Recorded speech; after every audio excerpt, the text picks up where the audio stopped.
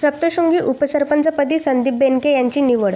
3.5 शक्तिपीठांपैकी आद्यपीठ श्री क्षेत्र सप्तशृंगीगड या ठिकाणी असलेल्या ग्रामपंचायत या ठिकाणी संदीप बेनके यांची बिनविरोधी निवड करण्यात आली.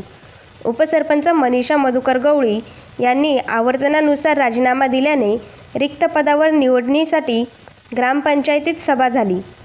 सरपंच रमेश पवार अध्यक्षपदी होते. उपसरपंच पदासाठी निवड प्रक्रियेबाबत सदस्यांना माहिती देण्यात आली. उपसरपंच पदाच्या निवडणीसाठी उजवा हात वर करून मतदान नोंदवण्यास सांगितले. उपस्थित 9 सदस्यांनी हात वर करून मतदान केले. सरपंच रमेश पवार, जयश्री गायकवाड, कल्पना बर्डे, राजेंद्र गवळी, दत्तू बर्डे, सुवर्णा पवार, बेबीबाई जाधव, मनीषा गवळी यांनी मत नोंदविले. त्यामुळे उपसरपंचपदी संदीप बेनके यांची निवड घोषित केली. निवड जाहीर होताच कार्यकर्त्यांच्या आतषबाजी करत ढोल ताशांच्या गजरात गुलालाचा उधळण केली.